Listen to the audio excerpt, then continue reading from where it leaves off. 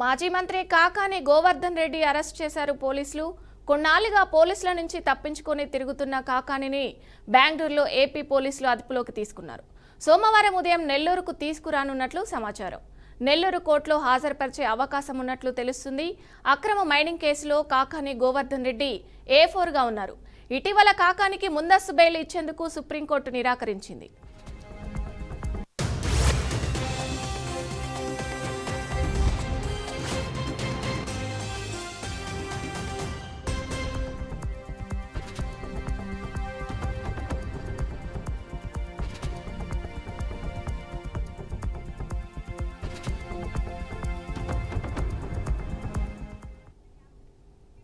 కూటమి సర్కార్పై YCP MLC Botsa Satyanarayana fire అయ్యారు. ఎన్నికల సమయంలో ఇచ్చిన సూపర్ 6 హామీలను ఎప్పుడు అమలు చేస్తారని, తల్లికి వందనం ఎప్పుడు ఇస్తారని ప్రశ్నించారు. మహిళలకు ఉచిత బస్సు ప్రయాణం ఎప్పటి నుంచి ప్రారంభిస్తారని బొత్స సత్యనారాయణ నిలదీశారు.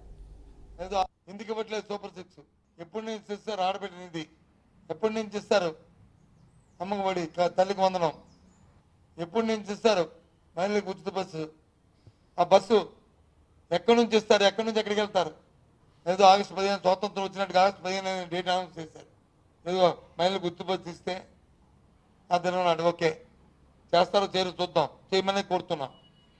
చేయాలనే మా తాలూకు డిమాండ్. దాని విధి విధానం ఏంటి? మా విజయనగరం నుంచి విశాఖపట్నం వరకు ఇస్తారా? విజయనగరం నుంచి తిరుపతి వరకు ఇస్తారా? లేదా విజయనగరం నుంచి హైదరాబాద్ వరకు ఇస్తారా? ఎక్కడి వరకు ఇస్తారు? విధి విధానాలు చెప్పాలని కోరుతుంది, డిమాండ్ చేస్తాం. ఎందుకు అడుగుతున్నామంటే ఒక ప్రతిపక్ష పార్టీగా అది మా బాధ్యత. ఎన్నికలప్పుడు వచ్చి రాజకీయ పార్టీలు వారి వారి విధానాలని ఎన్నికల ప్రణాళికల్లో ప్రకటిస్తాయి.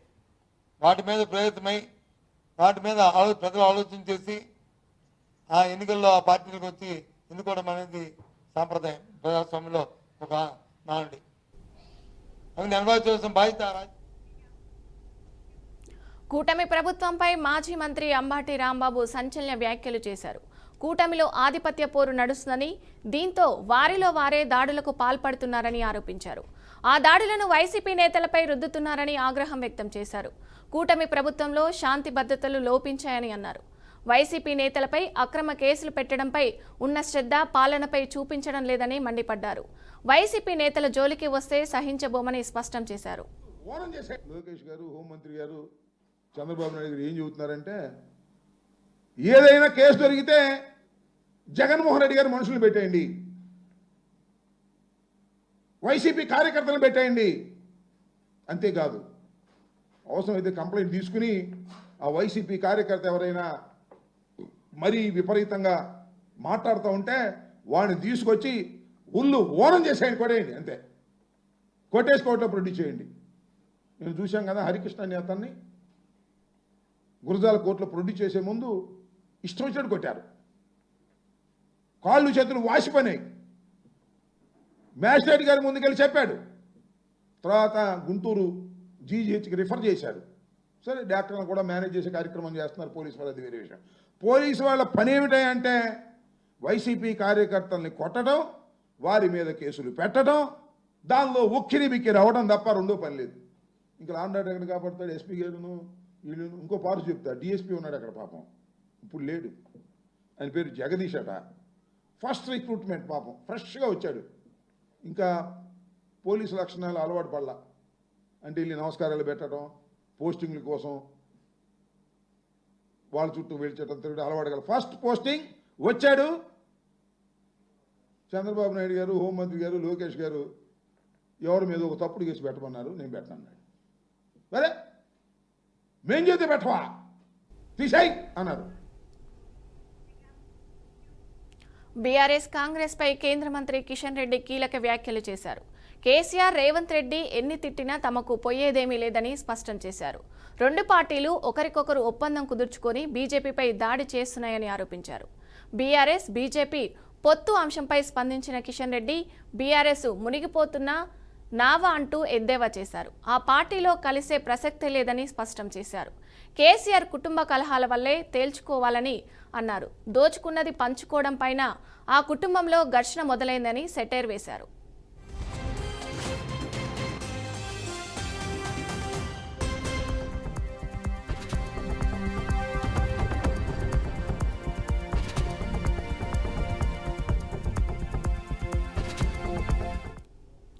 హరీష్ రావు కాంగ్రెస్ దగ్గరగా ఉన్న వ్యక్తి అని కిషన్ రెడ్డి ఆరోపించారు.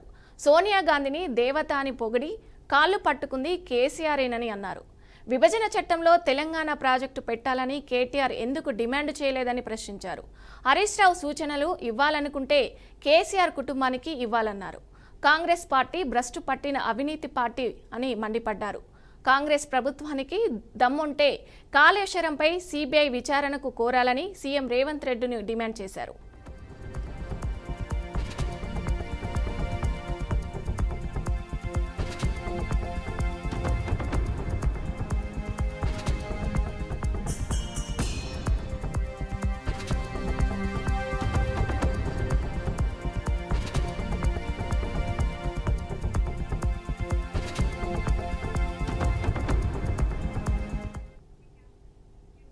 సిద్దిపేట జిల్లా ఎర్రవల్లి ఫామ్ హౌస్లో బీఆర్ఎస్ అధినేత కేసీఆర్తో బీఆర్ఎస్ వర్కింగ్ ప్రెసిడెంట్ కేటీఆర్ భేటీ అయ్యారు. దాదాపు 2 గంటల పాటు సమావేశం జరిగింది. కవిత లేఖ, కాళేశ్వరం కమిషన్ నోటీసులు, తెలంగాణ రాజకీయాల్లో ప్రస్తుతం చోటు చేసుకున్న పరిస్థితులపై ఇద్దరి మధ్య చర్చలు జరిగినట్టు తెలుస్తుంది. ఈ సమావేశం తర్వాత ఎర్రవెల్లి ఫామ్ హౌస్ నుంచి కేటీఆర్ వెళ్లిపోయారు. ఈ భేటీలో ఇరువురి మధ్య ఎలాంటి చర్చ జరిగిందనేది రాజకీయాల్లో ఆసక్తికరంగా మారింది.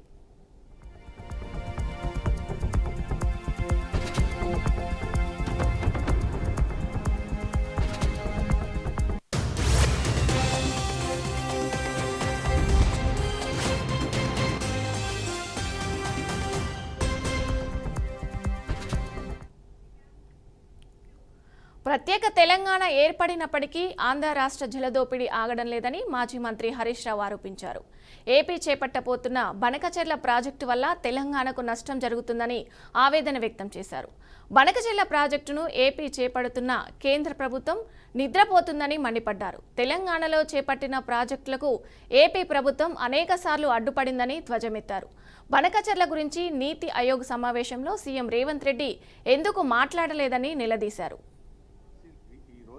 మన రాష్ట్రంలో ఏపీ రీఆర్గనైజేషన్ యాక్ట్ తర్వాత ఇటు తెలంగాణలోనైనా అటు ఆంధ్రప్రదేశ్లోనైనా కొత్త ప్రాజెక్టు చేపట్టాలంటే కేఆర్ఎంబి, జిఆర్ఎంబి అనుమతి తీసుకోవాలి. ఆ నదీ పరివాహక ప్రాంతంలో ఉన్నటువంటి రాష్ట్రాల నుంచి అంతర్రాష్ట్ర ఒప్పందం జరగాలంటే నదీ పరివాహక ప్రాంతంలో ఉండే అన్ని రాష్ట్రాలు ఒప్పుకోవాలి. నంబర్ 3, ఏపీ రీఆర్గనైజేషన్ యాక్ట్ ప్రకారంగా ఎపెక్స్ కౌన్సిల్లో కొత్త ప్రాజెక్టు అనుమతి పొందాలి. Number 4, central water commission clearance తీసుకోవాలి. నంబర్ 5, ఎన్విరాన్మెంట్ క్లియరెన్స్ తీసుకోవాలి. ఏ అనుమతి కూడా లేదు. ఇప్పుడు గోదావరి బనకచెర్ల ప్రాజెక్టుకు ఏ అనుమతి లేదు. నేను పైన చెప్పిన దాంట్లో ఏ ఒక్క అనుమతి లేకుండా నియమ నిబంధనలన్నీ బుల్డోజ్ చేస్తూ కేంద్రం జుట్టు తన చేతుల్లో ఉంది అని చెప్పి ఇష్టారీతిన రాత్రికి రాత్రి ప్రాజెక్టు రూపకల్పన చేసి ఇవాళ టెండర్లు పిలిచి ముందుకు పోతా ఉన్నారు. ఇది ఎక్కడి పద్ధతి అని నేను అడుగుతా ఉన్నాను. అంటే మేము కాళేశ్వరం కడతానో, భక్తరామదాస్ కడతానో, మేము పాలమూరు కడతానో, దిండి కడతానో ఆ రోజు కేంద్ర ప్రభుత్వానికి లేఖలు రాస్తారు, సిడబ్ల్యూసీకి లేఖలు రాస్తారు, గ్రీన్ ట్రిబ్యునల్లో కేసు వేస్తారు, హైకోర్టులో కేసు వేస్తారు, సుప్రీంకోర్టులో కేసులు వేసి మోకాలు అడ్డం పెట్టే ప్రయత్నం చేస్తారు. కానీ ఇవాళ మీరు మేము కట్టిన అన్ని కూడా పాత ప్రాజెక్టులు. సరస్వతి పుష్కరాలలో గవర్నర్ జిష్ణుదేవ్ వర్మ దంపతులు పుణ్యస్నానం ఆచరించారు. త్రివేణి సంగమంలో ఈరోజు గవర్నర్ దంపతులు సరస్వతి ఘాట్లో శాస్త్రోక్తంగా నిర్వహించారు. అనంతరం సరస్వతి ఏకశిలా విగ్రహాన్ని దర్శించుకున్నారు. గవర్నర్ జిష్ణుదేవ్ వర్మ దంపతులకు మంత్రి దుద్దిళ్ల శ్రీధర్ బాబు స్వాగతం పలికారు. పుష్కర స్నానాంతరం గవర్నరు దంపతులు శ్రీ కాళేశ్వర ముక్తేశ్వర స్వామి ఆలయాన్ని దర్శించుకున్నారు. అనంతరం స్వామివారికి ప్రత్యేక పూజలు నిర్వహించారు. గవర్నర్ దంపతులకు ఆశీర్వచనం అందించిన వేద పండితులు అమ్మవారి జ్ఞాపికను బహుకరించారు.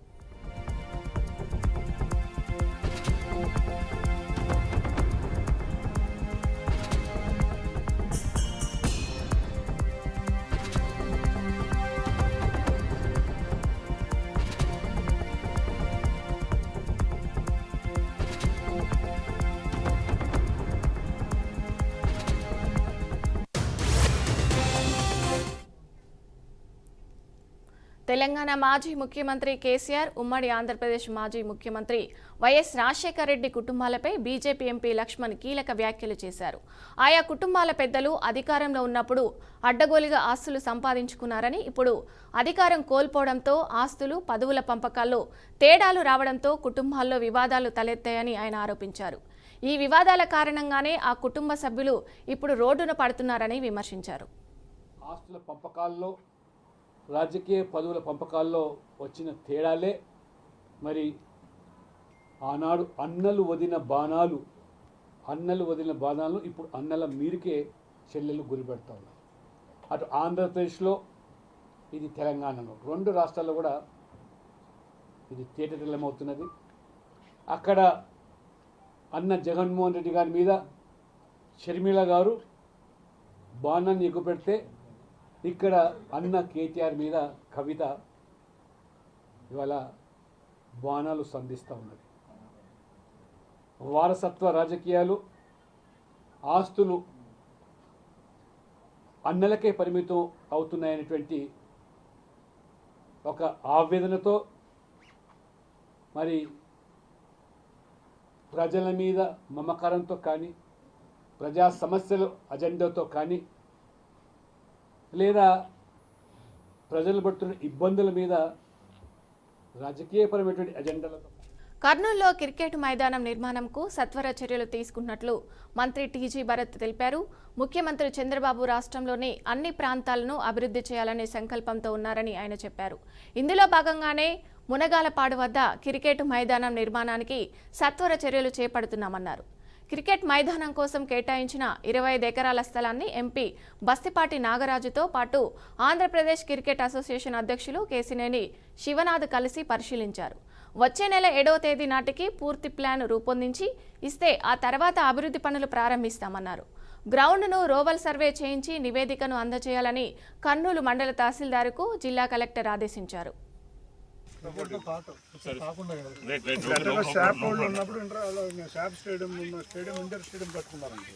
అవుట్డోర్ గేమ్స్ మనం ఇచ్చేద్దాం, హాకీ ఇట్లాంటివి ఇచ్చేద్దాం. హాకీ ప్లేస్ అయితే వాలీబాల్, బాస్కెట్బాల్ ఇవన్నీ నన్ను అడిగితే ఒకసారి మీరు ప్లానింగ్ చేసి వాళ్ళతో చూసుకొని ఇంకోసారి అట్లాగే ఏమి ఉన్నాయి, ఇంకేమైనా కరెక్షన్ ఉందో ఫైన్ ట్యూన్ చేసి let's go as per that plan. కావాలంటే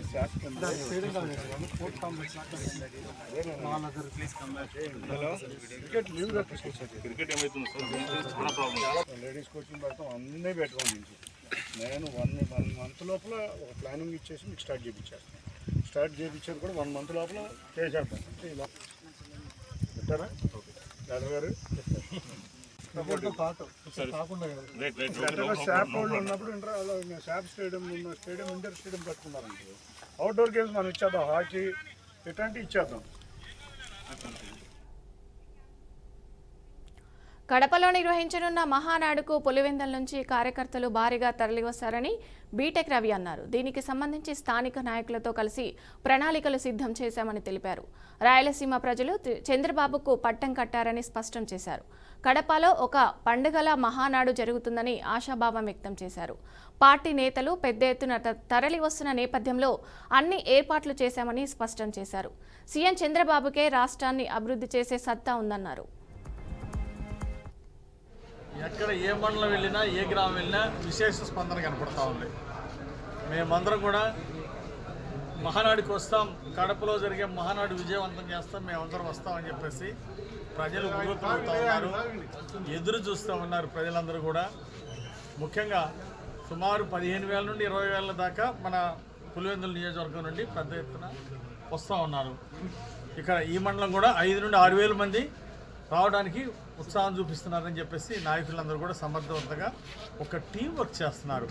అందరూ కూడా ఐక్యతగా ఎక్కువ మందిని పూల్ చేసుకెళ్ళాలి అని చెప్పేసి అందరూ కూడా గ్రామాల్లో ఉన్నటువంటి ప్రజల నుండి స్పందన ఉంది. దానికి తగ్గట్టుగా వెహికల్స్ మాకు ఎక్కువ కావాలని చెప్పేసి వాళ్ళందరూ కూడా అడుగుతున్నారు. తప్పనిసరిగా ఏ ఊరికి ఆ ఊరు కొంతమంది నాయకులు ముందుకు వచ్చి మేమే వెహికల్స్ పెట్టుకుంటామని చెప్పేసి ముందుకు వస్తున్నారు. వారందరికీ కూడా అభినందనలు తెలియజేస్తున్నా. మరి మహానాడు కడపలో జరిగే మొట్టమొదటి మహానాడు భారీ విజయవంతం కాబోతా ఉంది. ఇది ఒక చరిత్రాత్మక కాబోతా ఉంది. అలాగే పోలిట్ బ్యూరో సభ్యులు కూడా కొన్ని కడపలో జరిగే సందర్భంగా ఇక్కడంతా కూడా అంటే ఇది కొంచెం ఈ మండలం దగ్గర కాబట్టి ఇక్కడ నుంచే భారీ ఎత్తున ఆ తర్వాత జనసమీకరణ ఇవన్నీ చేయాలనే ఉద్దేశంతో మా స్థానిక నాయకత్వంలో మా మండల శాఖ అధ్యక్షులు మా లీడర్స్తో అందరూ ఎవరెవరికి ఏమేమి కావాలి అంటే మేము కొన్ని ఆర్టీసీ బస్సులను కూడా అమౌంట్ పే చేసి వాళ్ళకు కూడా ఆ సౌకర్యం కల్పించాలను అందులో భాగంగా ఇక్కడికి వచ్చాము.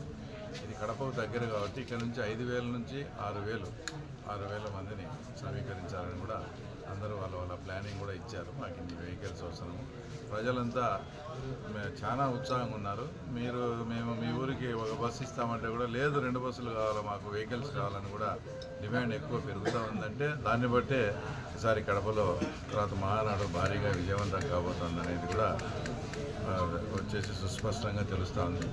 ఏదేమైనప్పటికీ పవన్ కళ్యాణ్ సినిమా రిలీజ్ అవుతున్న సమయంలో థియేటర్ల మూసివేత నిర్ణయం దుస్సహనమని నిర్మాత అల్లు అరవింద్ విమర్శించారు. పవన్ కళ్యాణ్ సినీ పరిశ్రమకు సాయం చేస్తున్న వ్యక్తి, కానీ సినీ పరిశ్రమకు చెందిన ఏ సంస్థకు చెందిన వాళ్ళు కూడా ఏపీ ప్రభుత్వ పెద్దలను కలవలేదని అన్నారు. ప్రభుత్వానికి సంబంధం లేదని కొందరు అంటున్నారని, అలాంటప్పుడు గత ప్రభుత్వ పెద్దలను ఎందుకు కలిశారని అల్లు అరవింద్ నిలదీశారు. నిర్మాత, డిస్ట్రిబ్యూటర్, ఎగ్జిబిటర్ల మధ్య సమస్యలుంటే చర్చించుకోవాలని అల్లు అరవింద్ హితవు పలికారు. పవన్ కళ్యాణ్ సినిమా రిలీజ్గా రాబోతుండగా మేము సినిమాను మోస్తాము అనేది దుస్సాహసం చేయకూడదు. ఆ దుస్సాహసానికి మీరు ముందడుగు వేయకూడదు. అది పెద్దలు కానివ్వండి, చిన్నలు కానివ్వండి చెప్తున్నాను. ఎందుకంటే మన ఇండస్ట్రీ నుంచి వెళ్ళి మన ఇండస్ట్రీ నుంచి ఎవరు ఏది అడిగినా హెల్ప్ చేస్తున్న మనిషి ఆయన. ఆ రోజు మేము అశ్విని దత్ గారి కోసం కొద్దిమంది కలిపి వెళ్ళాం పవన్ కళ్యాణ్ గారిని కలవడానికి. అశ్విని దత్ గారి సినిమా వస్తుంది, దానికి కాస్త రేట్స్ ఇప్పించండి అని చెప్పి అడగడానికి. అప్పుడు ఆయన హింట్ చేశారు, చంద్రబాబు నాయుడు గారిని కలిశారా, మీరు ఛాంబర్ తరపున వచ్చి కలవండి. ఆ తర్వాత ఆ కమ్యూనికేషన్లో ఏం జరిగిందో ఏంటో ఆ తర్వాత ఎవరు ఎన్డీఏ పాలిత రాష్ట్రాల ముఖ్యమంత్రులు, ఉప ముఖ్యమంత్రులతో ఢిల్లీలో ప్రధాని మోదీ భేటీ అయ్యారు. ఈ సమావేశంలో ముగిసిన తర్వాత మోడీ ఎక్స్లో పోస్ట్ చేశారు. ఈ సందర్భంగా వారితో కలిసిన దిగిన ఫోటోను షేర్ చేసి భేటీలో చర్చించిన అంశాల సారాంశాన్ని ఎక్స్ వేదికగా పంచుకున్నారు. ఢిల్లీలో ఎన్డీఏ సీఎంల కాంక్లేవ్లో పలు కీలక అంశాలపై సుదీర్ఘంగా చర్చించామన్నారు. నీటి సంరక్షణ, ఫిర్యాదుల పరిష్కారం, అడ్మినిస్ట్రేటివ్ ఫ్రేమ్ వర్క్లను బలోపేతం చేయడం, విద్య, మహిళా సాధికారిత, క్రీడలు తదితర విభిన్న రంగాల్లో చేపడుతున్న ఉత్తమ పద్ధతులను ఆయా రాష్ట్రాలు ప్రదర్శించాయన్నారు. ఈ అనుభవాలను వినడం చాలా అద్భుతంగా ఉందంటూ మోడీ పోస్ట్ చేశారు.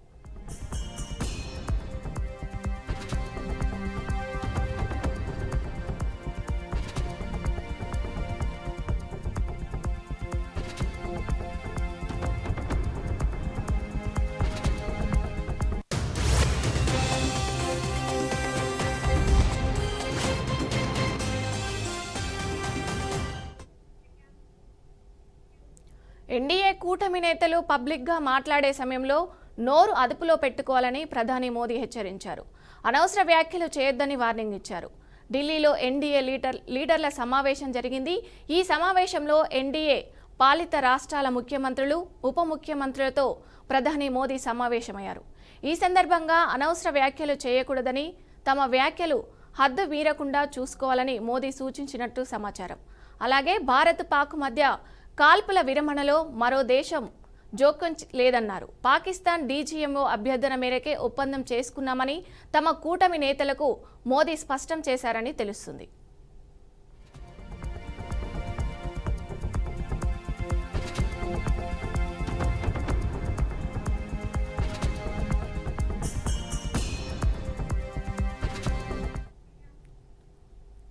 Miss world contestant miss England మిల్లా Maggi ఆరోపణలపై తెలంగాణ ప్రభుత్వం సీరియస్ అయింది. సీనియర్ ఐపీఎస్ శిఖా గోయల్, సైబరాబాద్ డీసీపీ సాయిశ్రీ ఆధ్వర్యంలో సమగ్ర దర్యాప్తునకు తెలంగాణ ప్రభుత్వం ఆదేశించింది. తనతో పాటు పోటీదారులను అసభ్యకరంగా ట్రీట్ చేస్తున్నారని మిల్లా మ్యాగీ ఆరోపించింది. అందుకే పోటీల నుంచి వైదొలుగుతున్నట్టు బ్రిటిష్ మీడియాకు మ్యాగీ చెప్పడం తెలంగాణ రాజకీయాల్లో సంచలనం రేపింది.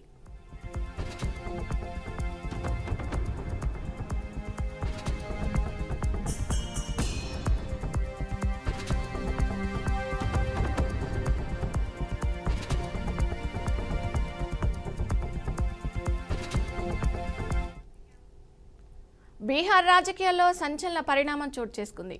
ఆర్జేడీ అధినేత లాలూ ప్రసాద్ యాదవ్ తన పెద్ద కుమారుడు తేజ్ ప్రసాద్ యాదవ్పై కఠిన చర్యలు తీసుకున్నారు. తేజ్ ప్రతాప్ను పార్టీ నుంచి అలాగే యాదవ్ కుటుంబం నుంచి 6 ఏళ్ల పాటు బహిష్కరిస్తున్నట్టు లాలూ ప్రసాద్ యాదవ్ ప్రకటించారు. పార్టీ వ్యతిరేక కార్యకలాపాలు, బాధ్యతారహిత ప్రవర్తన, కుటుంబ విలువలకు విరుద్ధంగా నడుచుకుంటున్నారని లాలూ ప్రసాద్ యాదవ్ మండిపడ్డారు. ఈ సంచలన నిర్ణయాన్ని ఆయన సోషల్ మీడియా వేదిక ద్వారా వెల్లడించారు.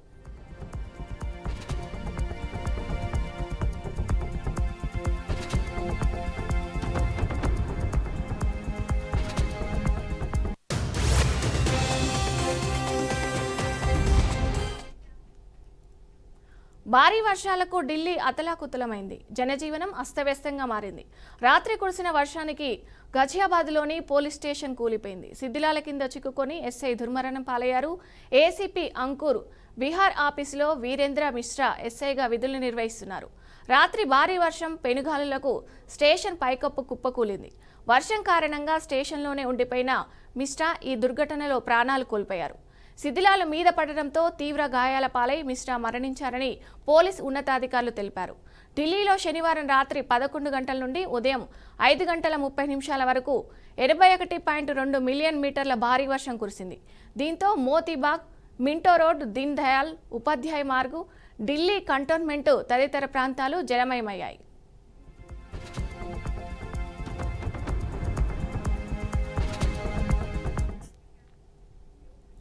దేశ రాజధాని ఢిల్లీ సహా ఉత్తరాదిలో భారీగా వర్షాలు కురుస్తున్నాయి. ఈదురుగాలులు, వడగళ్ల వానతో పాటు ప్రజలు బెబ్బేలెత్తిపోతున్నారు. ఈదురుగాలులతో ఢిల్లీలోని ఇందిరాగాంధీ అంతర్జాతీయ విమానాశ్రయం టెర్మినల్ 1 వద్ద ఉన్న రూప్ కొంత భాగం కూలిపోయింది. దీంతో ప్రయాణికులు భయంతో పరుగులు తీశారు. ఈ వీడియో సోషల్ మీడియాలో వైరల్గా మారింది. మరోవైపు ఢిల్లీలో భారీ వర్షం కారణంగా 17 అంతర్జాతీయ విమానాలతో సహా 49 విమానాలను దారి మళ్లించారు. అంతేకాకుండా దాదాపు 200లకు పైగా విమానాలు ఆలస్యంగా మారాయి. వర్షం వల్ల విమానాశ్రయంతో పాటు చుట్టుపక్కల ప్రాంతాల్లో నీరు నిలిచింది. దీంతో విమాన కార్యకలాపాలపై ప్రభావం పడిందని ఢిల్లీ విమానాశ్రయం ఒక ప్రకటనలో తెలిపింది.